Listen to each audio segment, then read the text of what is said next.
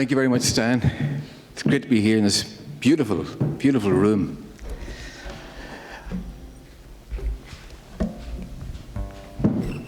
Let the circle be wide round the fireside,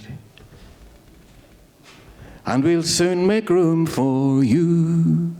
Let your heart have no fear, for there's no strangers here, just friends that you never knew. We will travel along on the wings of a song with a mind that is open and free. If we close our eyes to the other side, we're just half of what we can be. So let the circle be wide round the fireside, and we'll soon make room for you. Let your heart have no fear, for there's no strangers here, just friends that you never knew. Very often people end songs at home not by singing the last line, but by speaking it. Because the old people believe that when you sing a song, it brings both the singer and the listeners into another place. So you would say the last line in order to bring everybody back gently to the earth again. I grew up on a small farm with my parents and brothers and sisters. My father played the fiddle, my mother played the accordion, and people would come in at night to sing songs, to tell stories. But we came from a very divided world, and the people who came in very often had big differences in politics and religion. But whenever my parents played music, you could see all these feet tapping to the same rhythm, regardless of their political persuasion or their religious affiliation. And I realized, even as a child, that music was something that could somehow connect up all the secret and the sacred things within us in ways that we didn't quite understand. And also, something like music could release or unlock certain powers within us that sometimes would not be there if there wasn't a song being sung. And I noticed that very much as I grew up, and the troubles got worse and people stopped talking. And if a song was sung, somehow something would happen. So I'm talking a little bit about Ireland and the culture and the music and the importance of that in a divided society, like the society I grew up in. And the week before Easter, in 1998, I was driving along a small country road in the County Down in the north of Ireland, where I live. I grew up near places. Because if I told you where I grew up, you wouldn't be any the wiser, because it wouldn't be written on any map. So I usually just say I grew up near places. I grew up near the border between the Republic of Ireland and Northern Ireland, or as we Catholics would call it, the north of Ireland. Different thing. I grew up 40 miles from Belfast, 60 miles from Dublin, but 6 miles from the town of Newry. But before we could get to Newry to go to Dublin or Belfast or Monmouth, we had to walk 3 miles to catch a bus, because the buses didn't come down the Ryan Road. It's too narrow. But we had plenty of time to walk, and we had plenty of time to talk to. And whenever things get bad and people said there's no use in talking, we'd play music instead. And I'll play you a jig that my father learned from his father, and he taught to me, and that my son might come up and play with me now for very good. It's my son Finan Science.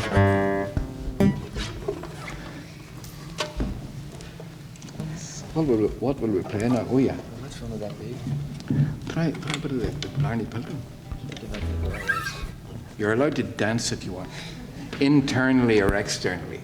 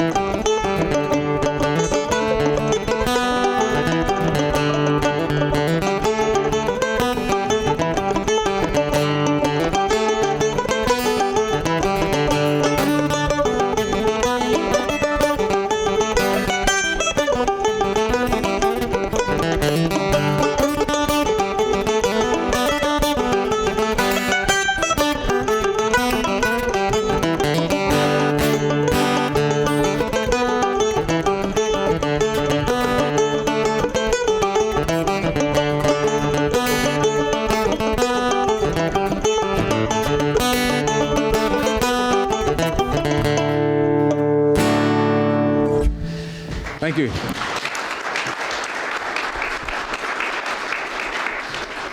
Well, anyway, I was coming along this road, driving the car, and I was singing a song into myself.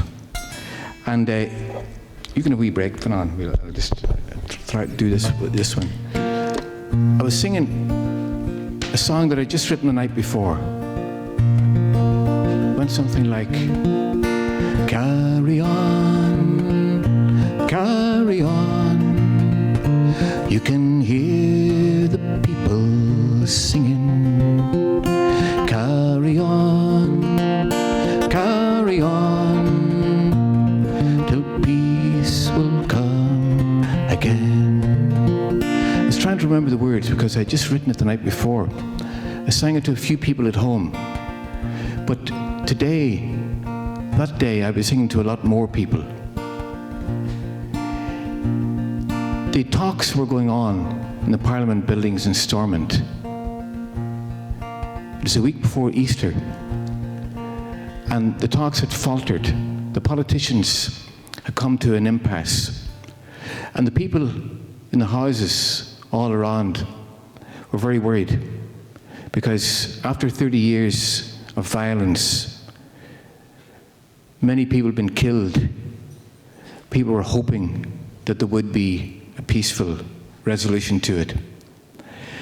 And for years, it was like watching the two sets of politicians. It was a little bit like two buses meeting at a narrow bridge, and neither driver wanted to give way because he didn't want to let down his passengers. And it was only when the passengers would get up and go to the driver and say, look, it's all right, you can go back a little bit, because we all want to go forward. It was only then that there was any chance of the political landscape beginning to change. Inside, the politicians were in Parliament buildings in Stormont in Belfast. The TV cameras had interviewed the politicians before they went in for the talks, but then they want to interview just about everybody who disagreed with the talks. Because television can't deal with peace very well. If you put a calm sea and a blue sky on a television screen and hold that shot for more than 5 seconds, people will be getting their remote controls, searching for storms. Because television is about moving pictures. It doesn't work if it's still, if it's peaceful. And when the man in the news says, "Here's the news," it's not really the news. It's a few carefully selected pieces that attract the eye of the viewer and the purse of the advertiser. And we decided to create a storm for the 6 o'clock news.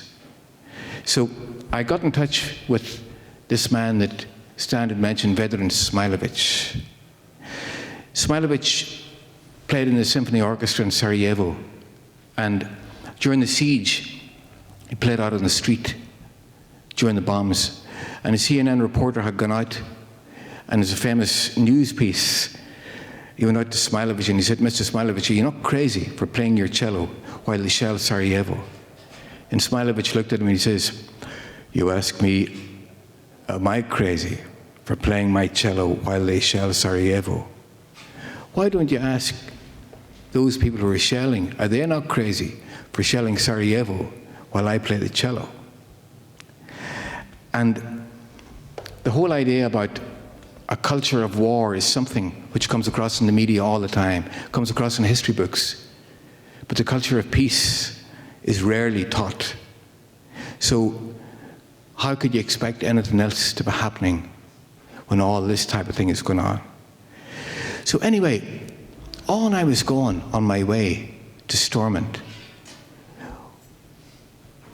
when in front of me I saw 3 men on the road with guns.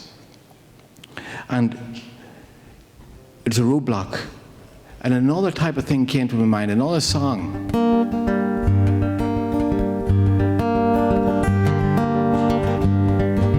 Someone died on Sunday, the funeral was today. Tonight there will be trouble, someone's going to pay. Don't go out tonight, love, it's better that you stay. For anything can happen in these troubles. You might be dressed in uniform, respectable and clean. You might be dressed in anorex and ordinary jeans. But murder is their mission in the night unseen. Anything can happen in these troubles. I've written that song about several types of events and occasions like that where people have been killed on the road. But after a while I realized I was going to be all right. There were 3 policemen, the Royal Ulster Constabulary, which is 95% Protestant, and the relationship between Catholics and the police force wasn't very good. But I rolled down the car window and the policeman come over and he says, "Are you the son of the man that pulled my granny out of the coffin?" I thought that was a strange question. The first questions have been easy. "What's your name?" "Tommy Sands." It's easy. "Where are you going to?" "Stormont." "What's taking you to Stormont?" says he. "To sing," says I. "To sing," says he. "To sing," says I. "For the talks, the peace talks." "And have you permission?" he asked. "Yes," I said, "from the American man, George Mitchell." Somehow I knew that even though I had permission from the top, this man on the bottom was going to make the decision whether I would go there or not. It wasn't the first time I had been stopped at a roadblock. During the civil rights movement, I had been stopped many times for as long as it would take for the rally that I was supposed to be attending to be finished. And I thought he probably wouldn't want the talks to happen because there was word from the Republicans, from the IRA groupings, that they would disband the RUC because they were a very Protestant force rather than a mixed force. So I thought he wouldn't want me to go there. And at this time, Tony Blair and all these people, Bill Clinton was on the phone every day, Jerry Adams, David Trimble, all these people were meeting at Stormont. I wanted to be there too, but this policeman had his ear in through the window of my car, wanting to know if I was the son of the man that pulled his granny out of the coffin. And then suddenly, out of the blue, he started to sing a song. It's 11 by the clock, and I've only on one sock. The bike's punctured, so you understand my rush. I'm for the town today, stand back and clear the way, for I've got to catch that 11:30 bus. I says, how do you know that song? It's the first song I'd ever written. He says, because I learned it from you when I was a child. And suddenly I remembered a toe-curdling experience one night when we went to a wake. It was his granny's wake. My father had gone to play the fiddle at the wake because he often went to wakes, and I still do too, to play a lament for the person who dies. And the sad songs were never meant to make you sad. They were meant to take the sadness out of you. But he played a tune, and then he says, I'll go over and I'll say a prayer for you, because even though you were one of the odd sort, a prayer will do you no harm. And he knelt down, and while he was on the ground, kneeling and praying, there was no harm been done to anybody. But when he went to get up, he reached up, caught a hold of the coffin, and the coffin came over a bit. She didn't come out of it, thank God. But I said, is that the moment? It is, says he. But sure, we knew your father well. He was a good man. I says, it's 40 years since I've seen you. He says, yes. We couldn't talk very much during those days. He says, I hope you succeed in what you're going to do. And he shouted up to the other police. He said, let this man through. This is a song man. And that's the name of the book that I wrote, which is called The Song Man. But unfortunately, I don't have any here with me, but you might come across it sometime in your travels. But I went on up the road singing this song, and I had to have a verse for all the problems that the talks were bringing up. Ian Paisley, for example, the extremist leader from the unionist side, the loyalist side, and the extremists on the Republican side as well, they said, compromise is treachery. You shouldn't be talking. Don't betray your children's birthright. That's a right to stay alive. For there is no greater treachery than to watch your children die.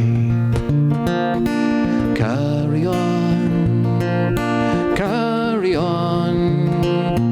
You can hear the people singing. Carry on, carry on, till peace will come again. As I carried on up the road towards Stormont, my mind went back down the road to the house where I grew up and the importance of music there. I remember I had an uncle who had been in China, in prison there. In fact, he was a prisoner of Mao Zedong. He was the only Irishman in Mao Zedong. But when he came back home, his mind was gone. And he stayed in our house and used to wake up in the middle of the night crying in Chinese because he thought he was still in prison. And then a man came called Brian O'Higgins, who was a writer and a very interesting man. And he came into my uncle and he started to sing a song. A storm a cree when you're far away from the home you will soon be leaving. And it's many's a time by night and by day that your heart it will be sorely grieving. And at the end of the song, whatever it did to my uncle, he realized he was really back home. And the dreams and the nightmares stopped. And I realized just how important that song was. I suppose it was around the fireside, like this here, not as grand as this, We had a small house, small farmhouse. We didn't have electricity nor running water. Well, the only running water we had was running to the well with a bucket for it. Or as my mother used to say, take two, it'll balance you. But a lot of the songs and stories that were told around that fire was what was very important for me growing up. My father used to say before we went to school, he said, before you go to school and learn what's written in books, you have to learn what happened before books were written. And he used to tell us some of the old stories that were handed down and written down by the monks in the 8th century and around that time. Because before that, no history was written down. It was handed down in songs and stories. So I learned a lot of the early history through songs and stories. And I wrote a song recently, which is on an album called Arising from the Troubles, about the very early days, and a lot of things which contradict the conventional wisdom of the history today. There's one, I'll sing a song of Erin, goddess of the land. Malations and Danann helped to win her hand. They couldn't beat each other, but agreed to share her name. That story was recorded when the Christians came. Well, when the Christians came to Ireland, St. Patrick, he arrived, and before he came, Ireland had a kind of a different type of religion, sort of a Celtic spirituality, more akin to what would be regarded as the religion of the native people of the United States and many other peoples. And God wasn't up there. God was in the wind, in the rain. God was everywhere. And because in the early days of Christianity, whenever they were trying to figure out what direction to go with religion, there were two main proponents. One was Augustine of Hippo, and he was a Roman, so power was up there. Ireland was never Romanized, so there's never that feeling of power coming from up there. So there was no money going back to Rome much. There wasn't much time for bishops in that situation. So when Pope Adrian of England became Pope, he decided to centralize things, and this problem about Ireland was there. And he said the only way to bring Ireland under Rome is to invade them. So he issued a Laudabiliter, and it's a papal bull called the Laudabiliter, which gave permission to Henry II to come from England to Ireland to take over in the name of Rome. So the church became more Romanized. Then Henry VIII, of course, who was having trouble with wives, he decided to become Protestant. So then Ireland was told to be Protestant. So all this was going on completely outside of the ordinary people of the island. Then Ireland became a security problem for England because Spain and France were Catholic countries, and they were trying to come into Ireland to attack England. So Ulster was planted with people from England who were loyal to England and loyal to Protestantism at the time. So whenever that happened, a lot of people, native people, lost their land and went into the hills and mountains. And in many ways, that conflict has still been played out to some degree.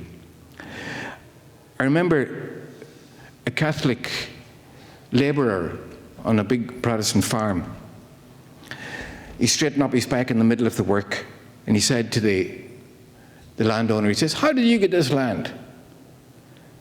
And the farmer says, I got it from my father. And how did he get it? Well, he got it from his father. And how did he get it? Well, he got it from his great-great-great-grandfather. And how did he get it? Well, he fought for it, fair and square. Well, says your man, taking off his coat, do you mind if I fight you now to get it back? And in many ways, that's what justifies a lot of conflicts. In Ireland, we discovered after a while that we couldn't beat each other.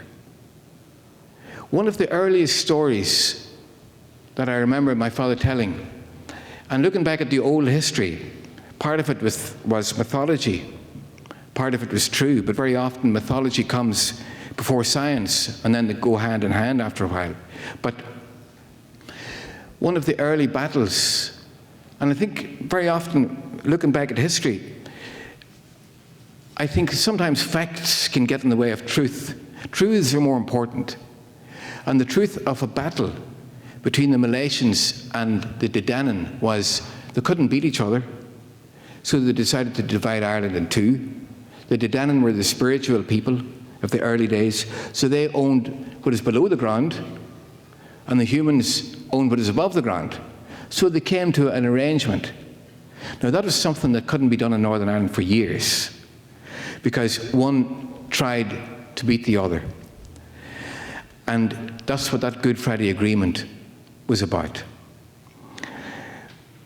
On my way there, I also remembered how in the 1960s, the civil rights movement began.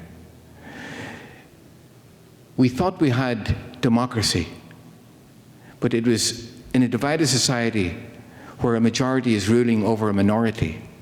It's majoritarianism, it's not democracy. It's very different. It's a little bit like 3 wolves and 2 sheep having a democratic vote as to what they should have for supper. It's only when everybody is involved in the decision-making process that things work anywhere. If people feel that their vote won't change anything, they don't vote. So there's something wrong. If people don't vote, there's something wrong. It's not democracy. It might be majoritarianism, it might be plutocracy, whatever it might be. But during the 60s, there was a civil rights movement, and everyone went out in the streets to demonstrate for equality between the nationalist Catholics, Republicans, and the unionist loyalist Protestants. And many Protestants joined in because they realized that the only way to get peace was that everybody had a fair share.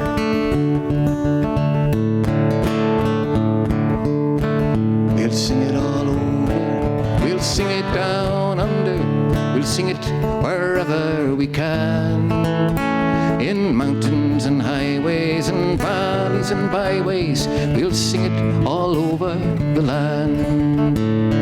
We've been to school, we learned the rules, we'll learn them on a Saturday, and now we know the truth.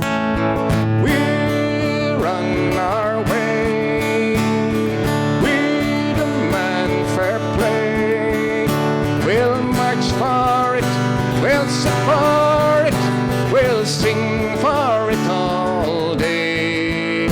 We'll sing it all over, we'll sing it down under, we'll sing it wherever we can.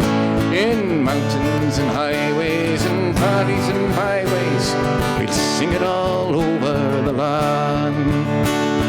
It's a peaceful movement.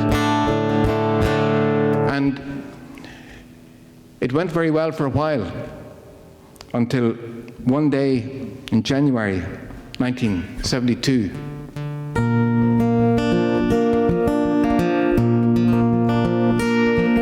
they were walking, they were talking, they were laughing, they were singing of a better future dawning. And hope was on the banner that was flying in the air, all upon that Sunday, bloody Sunday.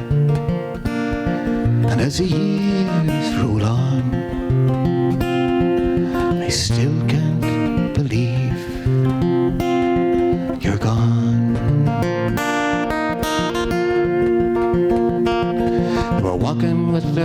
darkness, they were talking with their friends. They were dreaming of a brighter future dawning. But who would know the darkness would descend upon their dreams, all upon that Sunday, bloody Sunday. A gunshot and a burst of blood, sweet Jesus, someone cried. A lad of 17 is lying dying, and 13 more would follow him before the day would end. Curse upon that Sunday, bloody Sunday.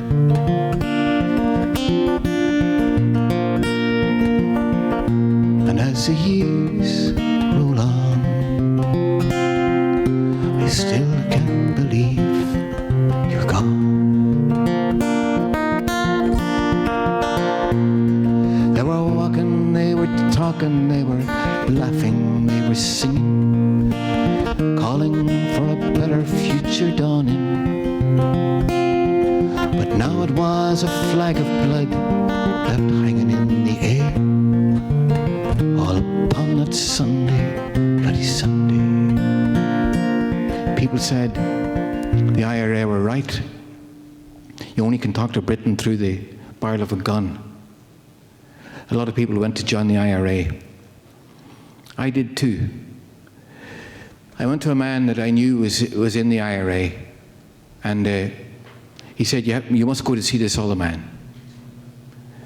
You'll meet him at a bar at a certain time.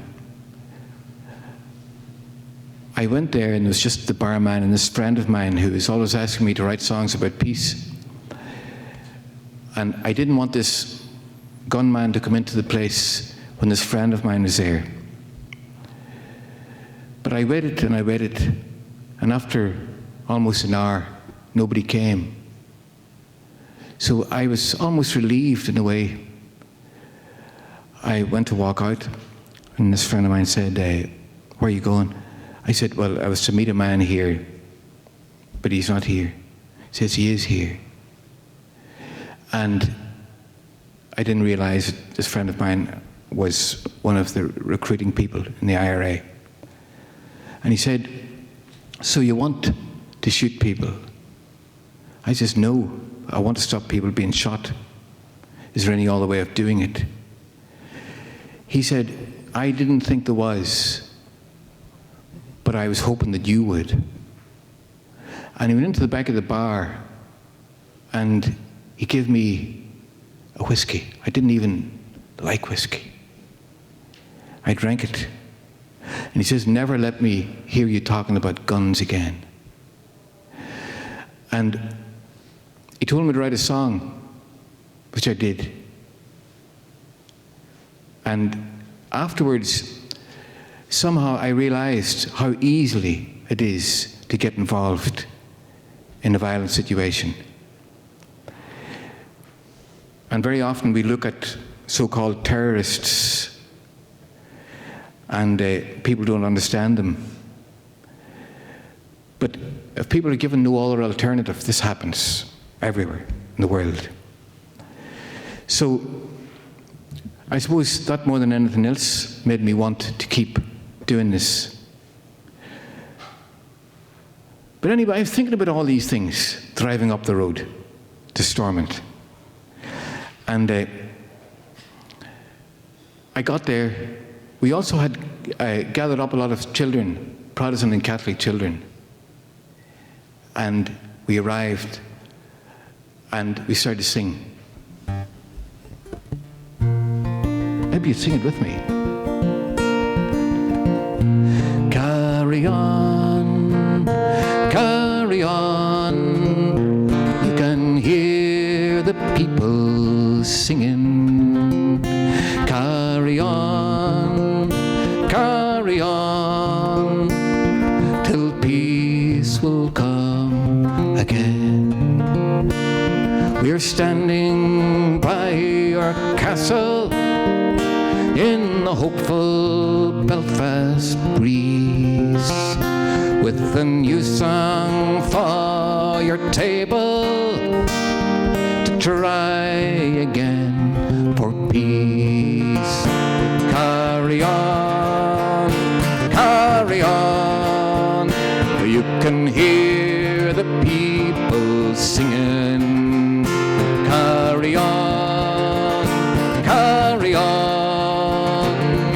till peace will come again. Suddenly I realized that the politicians had stopped talking and started to walk out. And I asked them to sing with me. And the Women's Coalition, they weren't but afraid to sing. The men were a bit reluctant.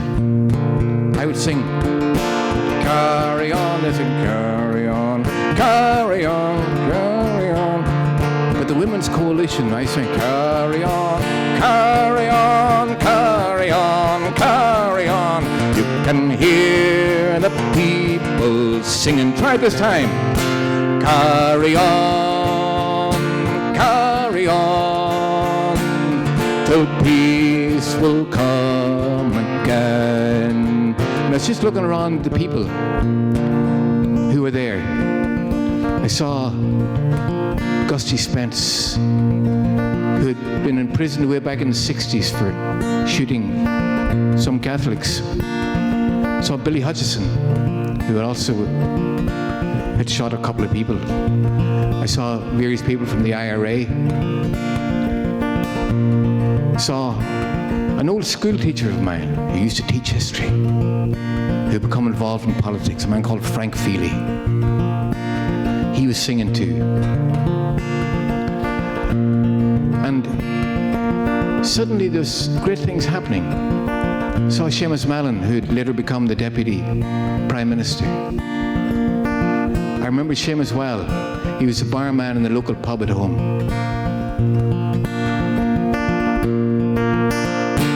Carry on, carry on.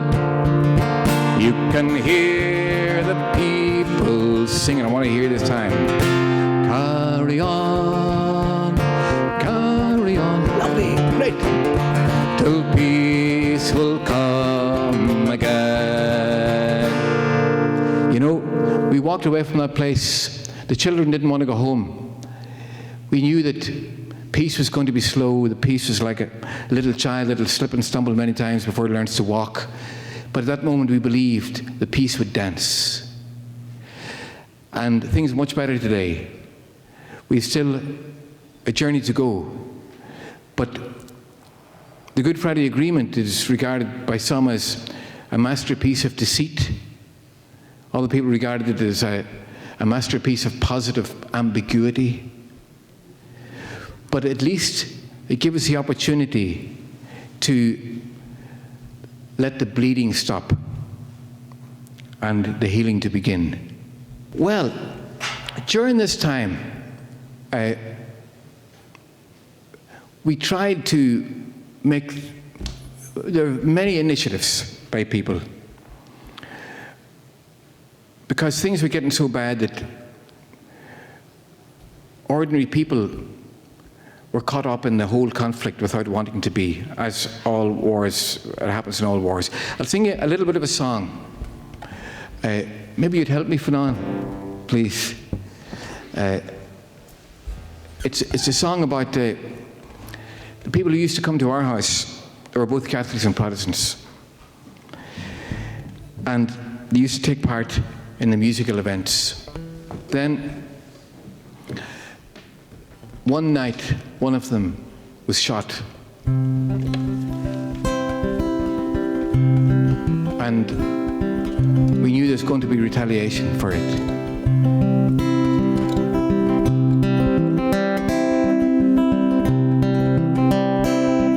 My song for you this evening, it's not to make you sad, or for adding to the sorrows of this troubled northern land. Lately I've been thinking, it just won't leave my mind, to tell you of the two friends one time who were both good friends of mine. There were roses, roses, there were roses, and the tears of the people ran together.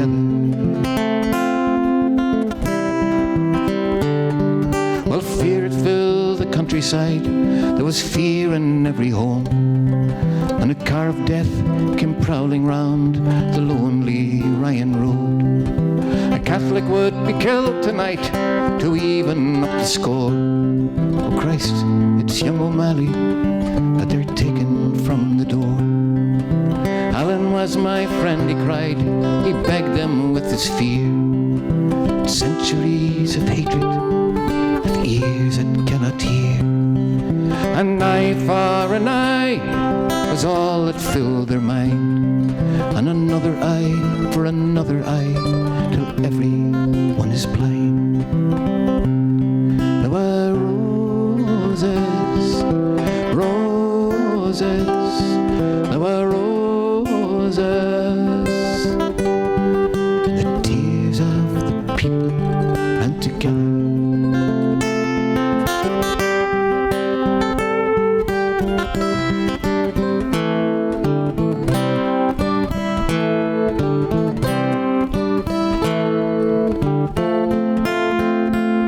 So my song for you this evening, it's not to make you sad, not for adding to the sorrows of this troubled northern land. But lately I've been thinking, and it just won't leave my mind, to tell you of two friends one time who were both good friends of mine.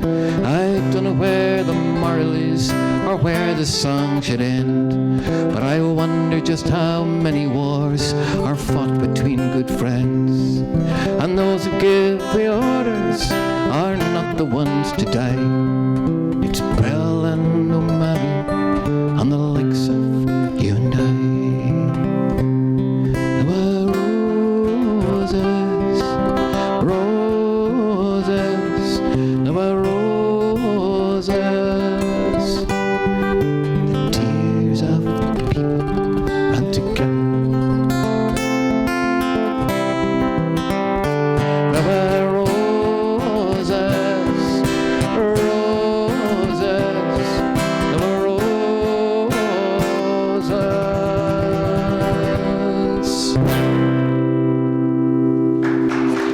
Thank you.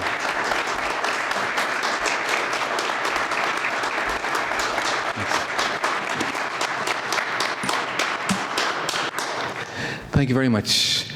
I'll sing you one more song. This is a song that I wrote with the help of Pete Seeger, a wonderful American, a wonderful man, a great man. I'm sure most people have heard of him, I'm sure. And as Stan mentioned, we had a big birthday party for him in Madison Square Garden a few years ago. And I mentioned earlier on, it was a little bit daunting. Fanon, my son, and my daughter Maya was with me, and people, a lot of very wonderful, well-known people were there. Tim Robbins, who's an actor, was the MC, and I asked Tim, I was sitting in the dressing room tuning up, I said, when are we on? And he says, I guess, he says, he looked at the sheet, he says, you're on just after Chris Christopherson and before Bruce Springsteen, no pressure. And but there wasn't any pressure because people left their egos at the door anyway. And it is a lovely event. But anyway, this is a song that I wrote with Pete. He lives in a small log cabin in the high banks of the Hudson River. And I think he's a national treasure of America. You know, sometimes around the world, when people talk about America, they don't think about George Bush or these people. The influence of Pete Seeger and Woody Guthrie has been much more important than any of these people. I was in Palestine not too long ago. In a lift, they were singing songs of Pete Seeger. And from Tel Aviv to Jerusalem to Gaza to Ramallah. But anyway, I said, you know, Pete, we're talking about how songs can sometimes heal wounds between people, break down barriers, even resolve conflicts in one's own head. And I said to Pete, you know, somebody should write a song about that. Pete says, you write it. I come back a few months later and I sang a song I'd written. And he stood up all 6 foot 2.5 inches of himself and he looked out through the window at the Hudson below and he says, it's good, but it's too short. It needs another verse. I says, you write it, which he did. And we recorded this song together on an album called The Hearts of Wonder. And Vedran Smilovic, the cellist from Sarajevo, is also on it with us.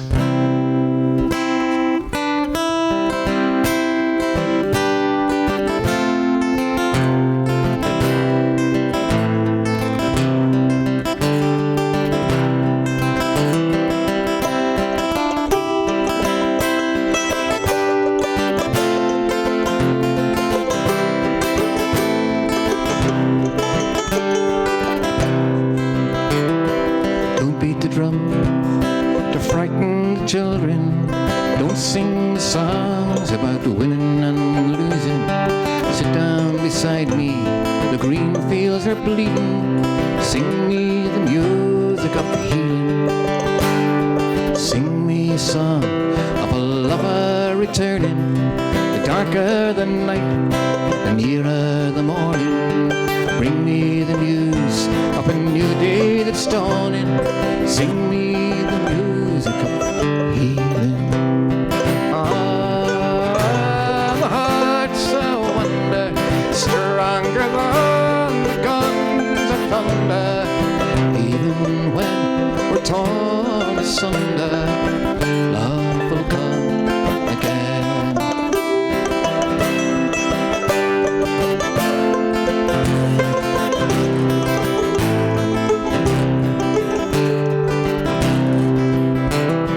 Sometimes the truth's like a hair in the cornfield. You know that it's there, but you can't put your arms around it. All we can hope is to follow its footprints. Sing me the music of healing. And who'd have thought I could feel so contented to learn I was wrong after all of my rambles. I've learned to be hard, and I've learned how to tremble. Sing me the music of healing. Ah, the heart's a wonder, stronger than the guns of thunder. Even when we're torn asunder, love will come again.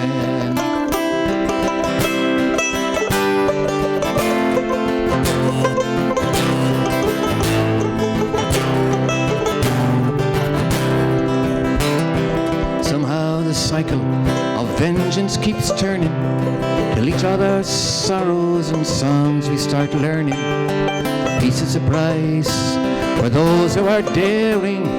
Sing me the music of healing.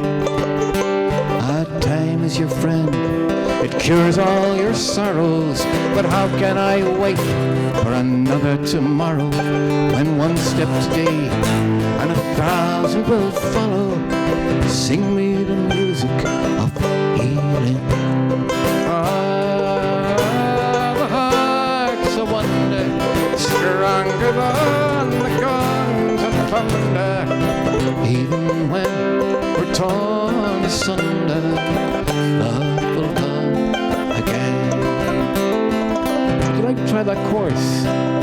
I can see the music shining out of your eyes. It's just a matter of opening your mouth and letting it out.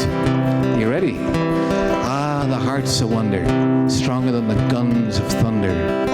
Even when we're torn asunder, love will come again. Ah, the heart's a wonder. Ah, the heart's a wonder, stronger than the guns of thunder. Even when we're torn asunder, love will come again. I'd like to say many thanks for listening to me, and many thanks to Stan and to Eileen and to all the people involved in making these things happen. Because you know, at a time when governments are going strange and banks are going upside down and churches are going bendy, it's events like this, people just getting together, singing a few songs together, getting to know each other a bit. That's maybe what we need. The heart's a wonder, stronger than the guns of thunder. Even when we're torn asunder, love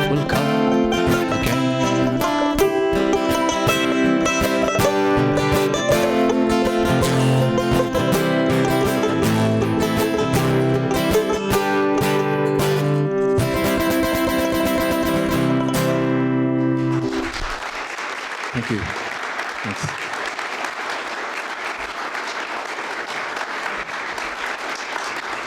Thank you very much. Thank you.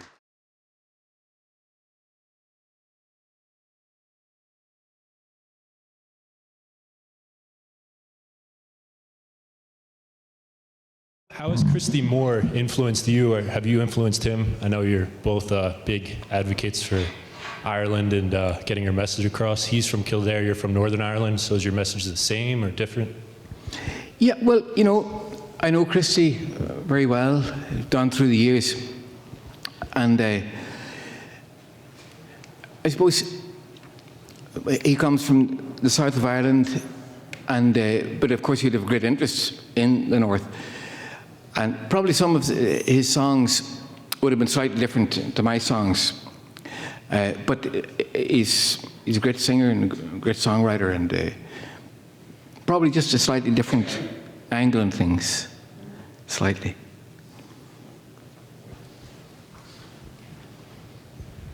All throughout your life, you said that music is a part of you, as it is a part of all of us.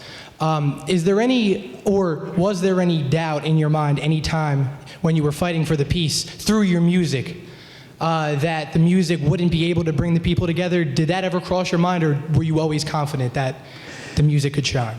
Well, I was always confident that it could, given the right situation. Actually, there's a seminar that we do each year now called The Music of Healing, which is after that song.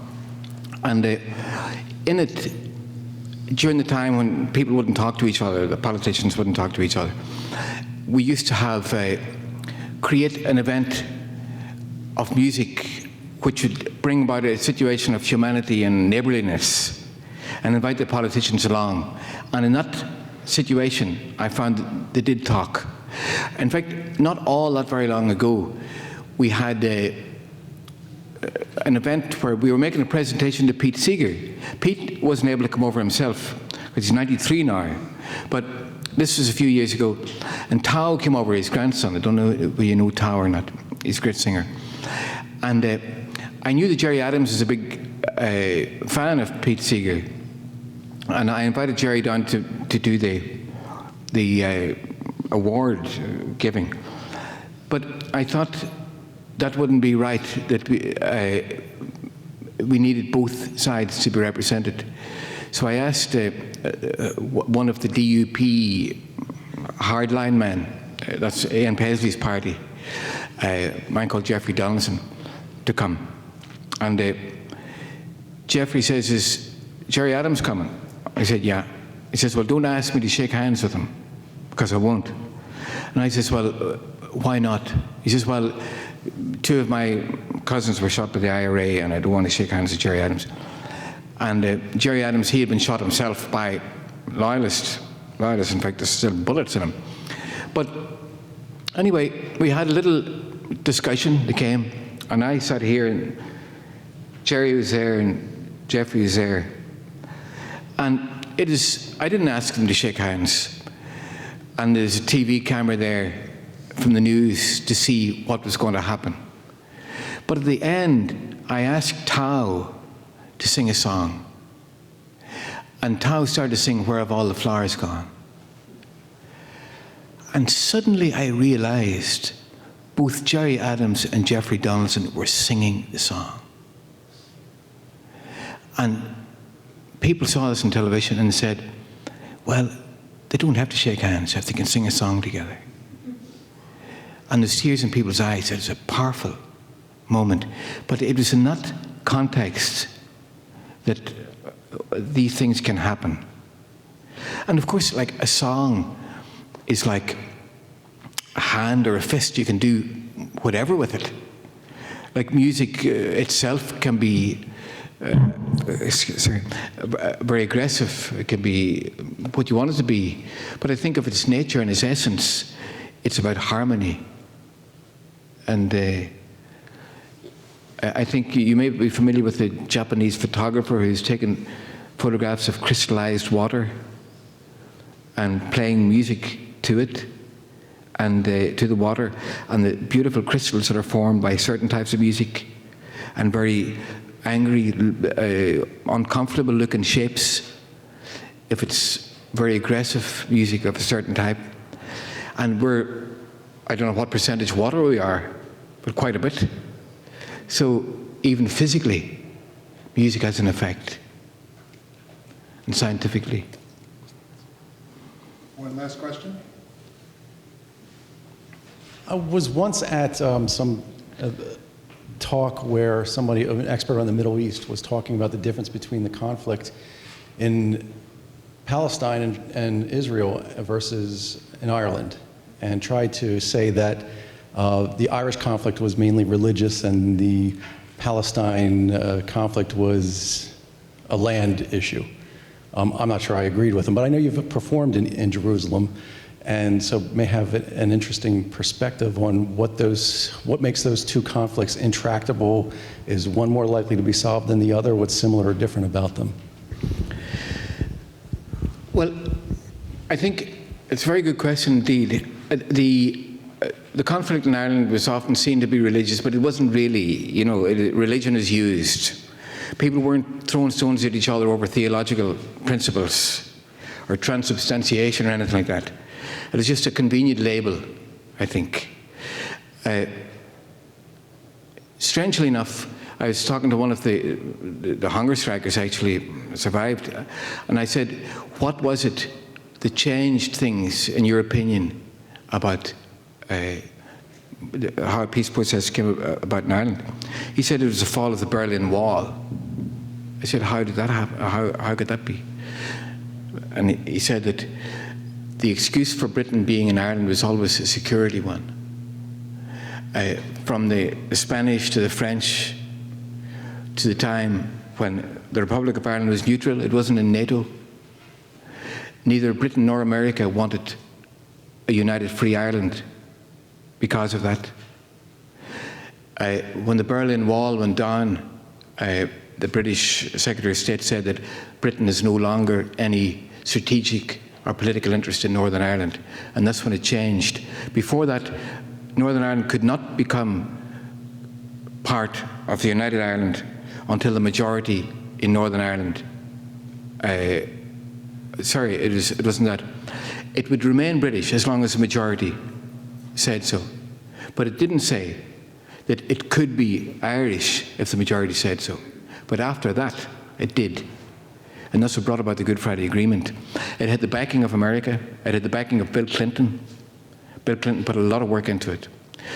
The Middle East doesn't have the backing of America. I think that's the problem. I feel that the only people who can, the Palestinians can't change anything. They can't do anything. They're powerless. Israel has got the power.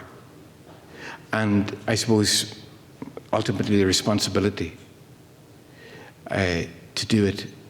I think Obama is not able to move things in the Middle East because there's not the will to do it. It's a very sad situation, and I think that's one of the big differences. America was for the peace process in Ireland. It's not for the peace process in the Middle East. And America is a big power, I think. Well, let's thank Tommy again and phone in.